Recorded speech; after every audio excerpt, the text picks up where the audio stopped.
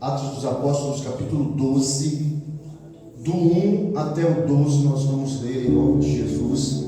Quem está fazendo o desafio bíblico diário aí comigo? Quem está fazendo?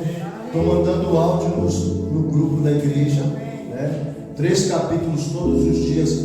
Já passamos por este capítulo, mas o Senhor me deteve a meditar nele. Eu quero meditar nele com você nesta noite aqui, amém? Amém. Está escrito o seguinte, na santa e bendita palavra do Senhor: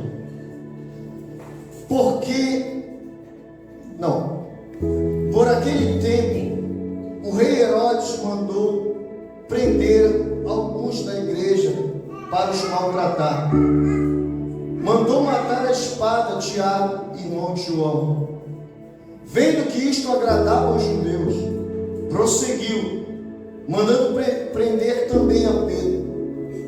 E eram os dias dos pães sem fermento. Depois de prendê-lo, lançou na prisão, entregando-o a 4 escoltas de 4 soldados cada uma para o guardarem. A intenção de Herodes era apresentá-lo ao povo depois da Páscoa. E assim Pedro estava guardado na prisão. Mas havia oração incessante a Deus por parte da igreja a favor dele, em nome de Jesus. A oração é a chave que abre a porta do milagre. A oração é a chave que abre as portas do milagre. Versículo 5, que nós lemos de Atos 12. E assim, Pedro estava guardado na prisão, mas havia oração incessante a Deus da parte da igreja a favor dele.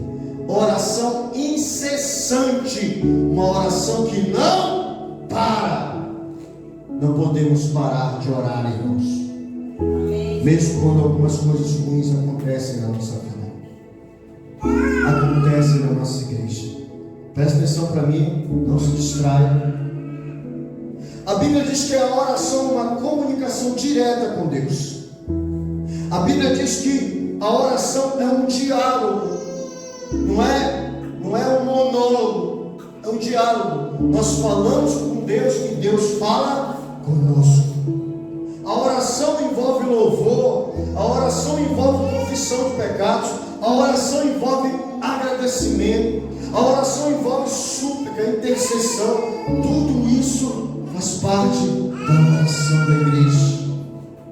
A oração é um dos pilares da vida da igreja. A oração fortalece o nosso relacionamento com Deus, o Criador. Na oração podemos dizer as nossas necessidades. Na oração nós podemos cultivar a nossa amizade com o Senhor Jesus. Na oração a gente pode desfrutar da intimidade com Deus. Quando você está lá no seu quarto, eu faço lá no meu trabalho às vezes eu estou cantando louvor e o Senhor toca no meu coração, começa a chorar. E às vezes alguém entra no escritório e eu tenho que limpar as lágrimas e disfarçar, porque eu estou no meu momento com Deus ali. Quem tem esse momento com Deus, irmão? Você precisa ter um momento com Deus. A igreja não pode parar de orar. Não é só na igreja que você vai orar. Você vai orar na sua casa, no seu quarto, na sua sala, cantando, no seu trabalho, no ônibus. Nunca pare de orar, em nome de Jesus. A igreja recém-nascida, ela não tinha influência política. A igreja em Atos 12, ela não tinha poderio militar, ela não tinha armas de guerra para enfrentar 16 soldados guardando Pedro numa prisão.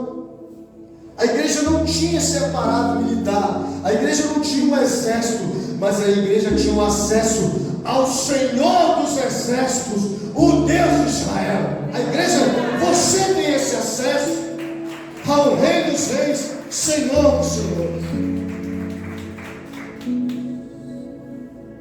A igreja tem acesso ao Deus que para Ele nada é impossível. O Deus do impossível, o Criador de todos os céus e toda a terra. Portanto, ore, não cesse de orar, não pare de orar. Diga para o seu irmão: ore, não pare de orar, continua orando ao Senhor, que Ele vai dar o livramento, Ele vai dar a cura, Ele vai fazer o milagre acontecer na nossa vida. Amém. Enquanto Tiago estava preso, a igreja estava orando. Quando Tiago foi morto, a igreja estava orando. Quando Pedro foi preso, algemado, 16 soldados guardando ele num buraco, numa masmorra, a igreja estava orando. Não pare de orar. A igreja que não ora não é igreja. Quem está entendendo, diga amém. Segunda coisa, descanse confiando no Senhor. Pensa comigo. Possivelmente era o último dia de Pedro. Possivelmente era porque Tiago morreu. Possivelmente era o último dia, a última noite que Pedro tinha aqui nesse plano físico. Mas interessante, ele estava acorrentado com seus pés e mãos acorrentados, e tinha soldados ao lado dele, mas Pedro foi dormir. Pedro dormiu, mesmo desconfortável, Pedro dormiu. Deixa eu te falar uma coisa nessa noite, irmãos. Por maior que seja o teu problema, confia e descansa no Senhor, porque Ele vai trazer a solução. Às vezes a gente perde o sono, às vezes a gente perde o sono e não consegue resolver.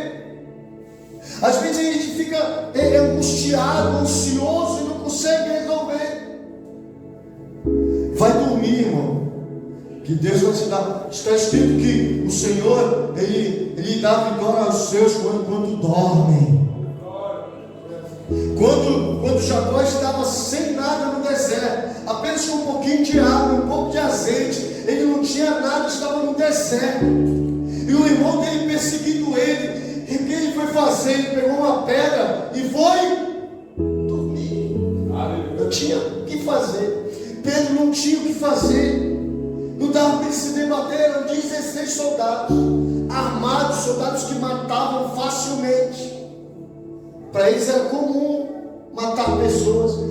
Pedro estava algemado, mãos e pés, não tinha como ele escapar. Então ele foi dormir, porque Pedro confiou no Senhor. Deixa eu te falar, irmão, irmã, aqui, eu não sei qual é o teu problema, mas eu sei quem tem a solução do teu problema.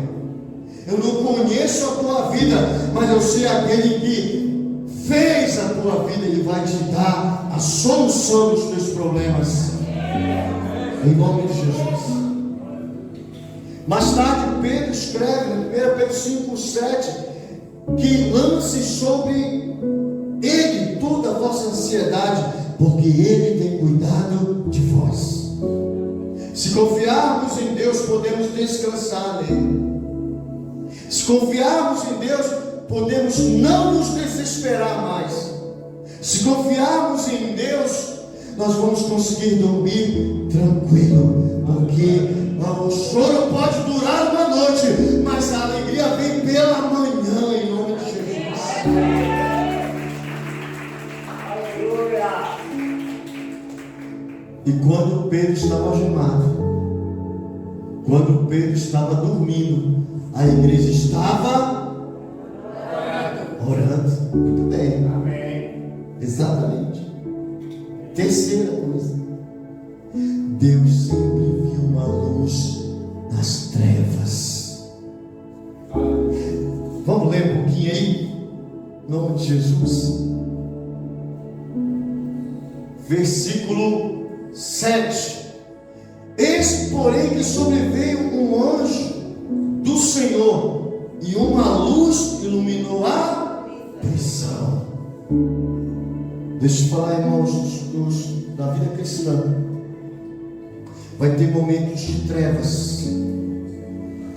Em nossa vida, em muitas situações da vida, nós vamos ter momentos de escuridão. Nós vamos, talvez, não conseguir ver nenhuma alternativa, nenhuma saída, nenhuma direção para seguir. Mas Deus sempre nos envia uma luz. João 8,12 diz: mas Jesus disse: eu sou a luz do mundo. Quem me segue não andará em trevas, pelo contrário, terá a luz da vida. Aleluia. Jesus é a nossa luz.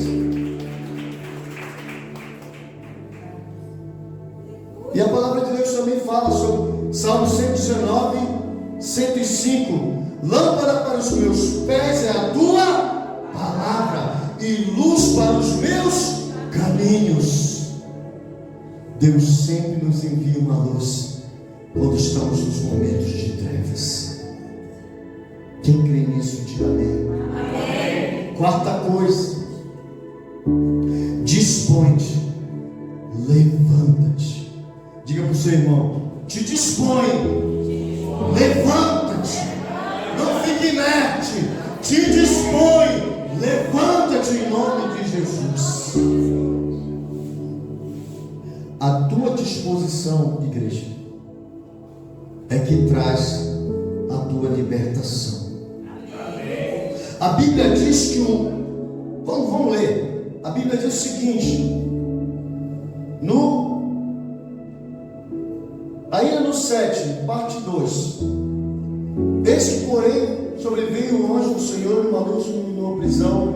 E o anjo tocou do lado de Pedro e despertou, dizendo: levanta-se depressa. Então as correntes caíram das mãos dele. Presta atenção, igreja. O anjo tocou no lado dele assim: desperta-te, levanta-te.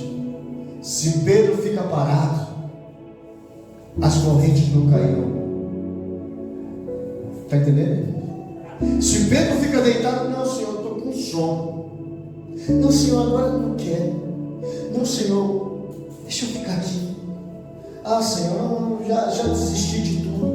Não, Senhor, eu estou entregue à morte mesmo. Deixa para lá. Não, Pedro se levantou e as correntes caíram. Se você se posicionar, essa doença que está te perseguindo, ela vai cair em nome de Jesus. Se você se posicionar, esse problema vai cair em nome de Jesus. Hoje é o dia de você se posicionar. Se você ficar imóvel, você não vai ter a liberdade que você precisa, que você tanto busca. Tem pessoas que não estão dispostas a fazer o mínimo para a sua libertação. O anjo disse: levanta-te depressa.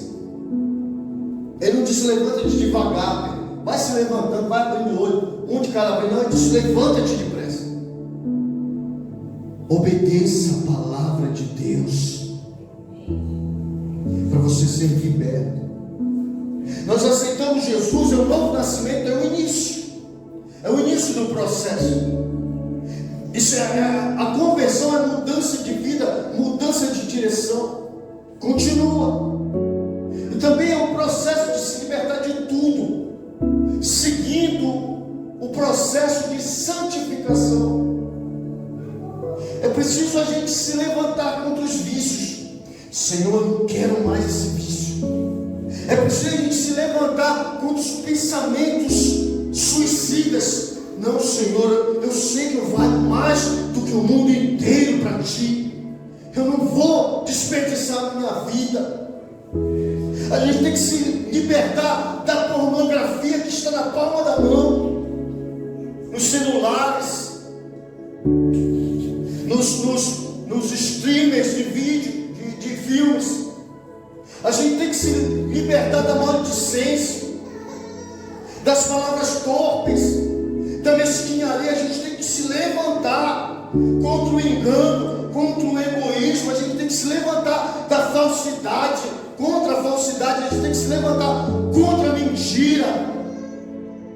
A gente tem que se levantar para sermos libertos. Se não nos posicionarmos, não teremos a vida eterna, meu irmão. Se nós não nos posicionarmos, mas pastor, tudo é contra mim, na minha casa só eu que sou evangélico. Se posicione, irmão. Oh, pastor, na minha casa ninguém quer saber de Cristo. Se posicione e não abra mão do Senhor.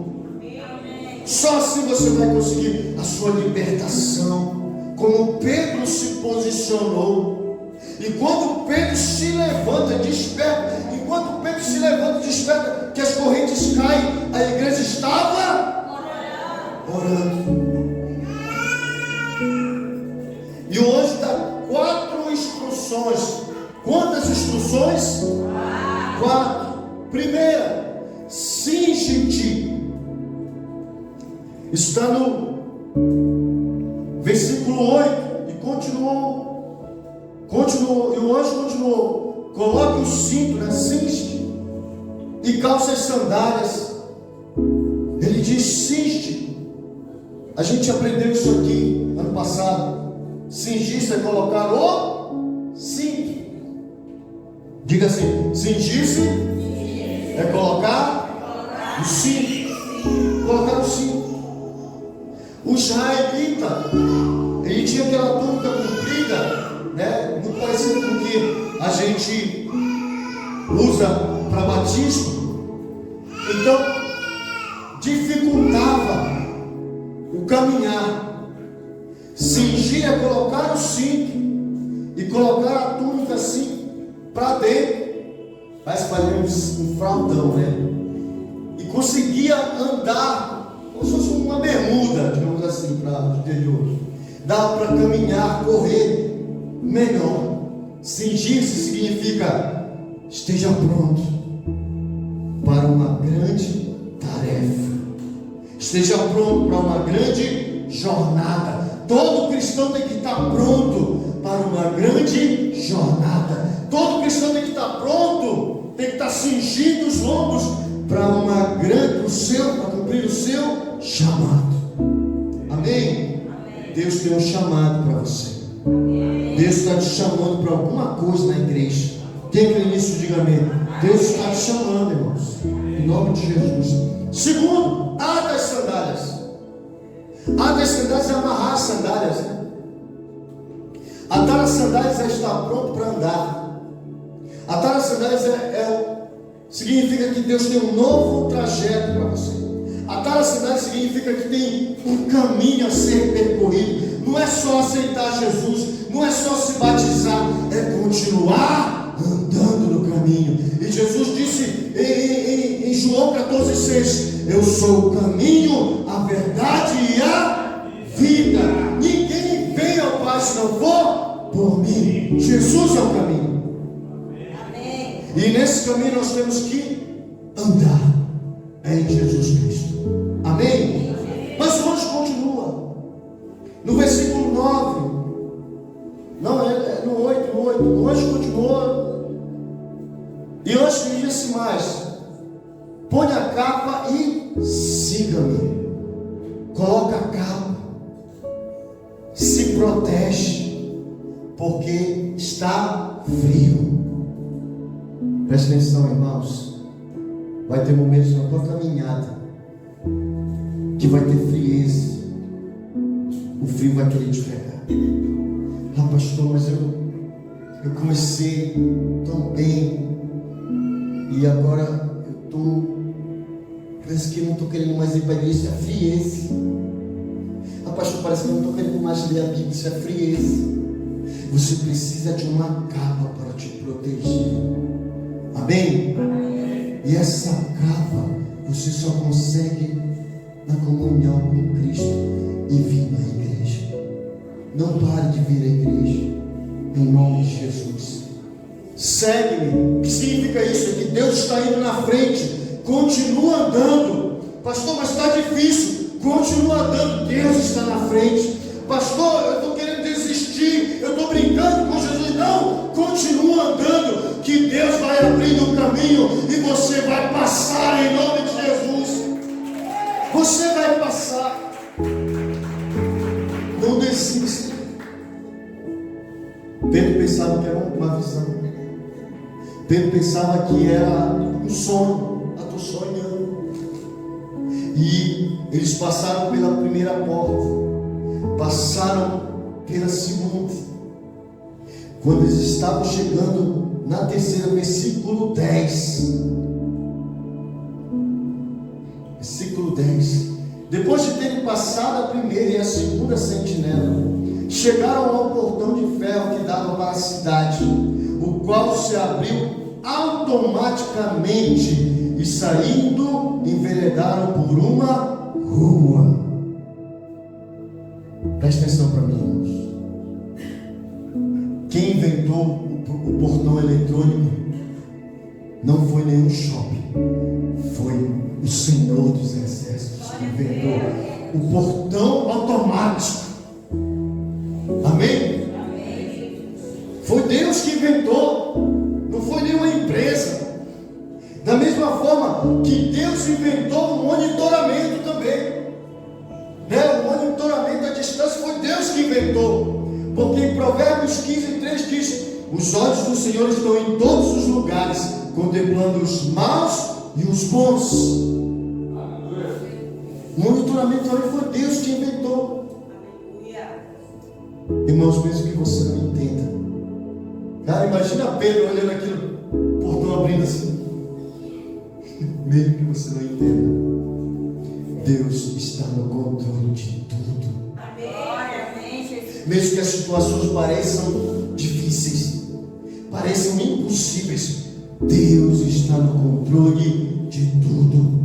Diga assim: mesmo que eu não veja, Deus está no controle.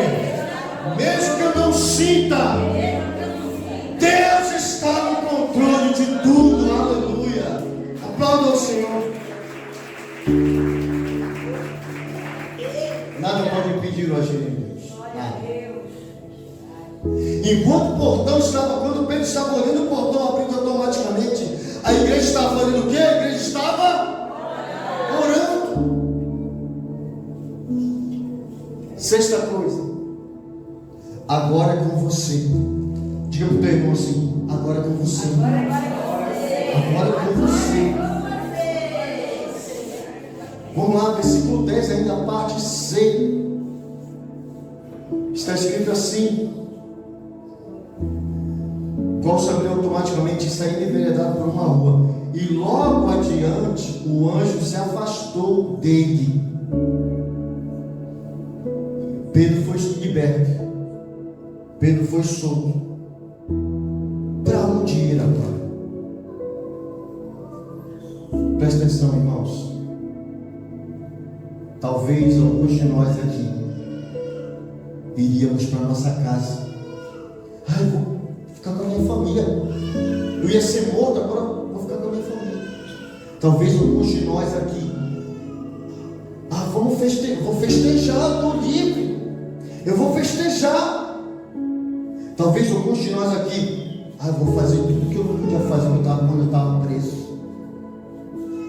O que você faria se depois de uma condenação de morte o Senhor te libertasse? Para onde você ia? O que você ia fazer? Para onde você iria? O que eu faria? Essa é a pergunta que fica. Vamos ver o que o apóstolo Pedro fez, versículo 12. Coloca aqui, Léo. Versículo 12. Considerando ele a sua situação, resolveu ir à casa de Maria, mãe de João, cognominado Marcos, onde muitas pessoas estavam congregadas e oravam. Pedro não foi para casa. Pedro não foi para uma festa. Pedro não foi dormir de novo.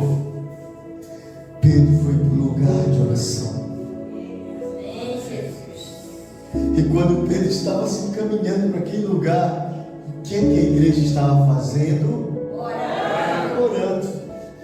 A igreja estava orando. E eu vou encerrar lendo esse final aqui. Só lendo. Versículo 13.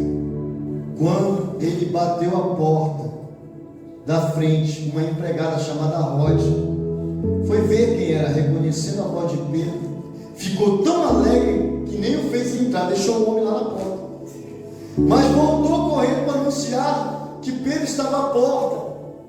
Então os outros disseram: você ficou louca. Ela, porém, persistia em afirmar que era verdade. Então disseram: é o anjo dele, só pode ser.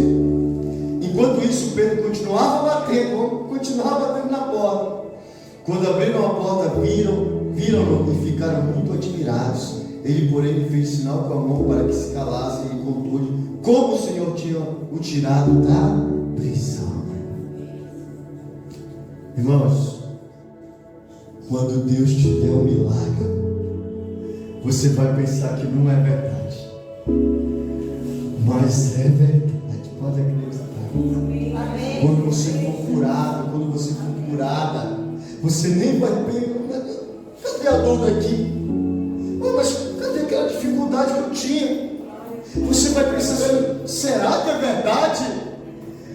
Pode crer que é o Senhor que fez o milagre. Se a igreja continuar orando, se a igreja continuar orando,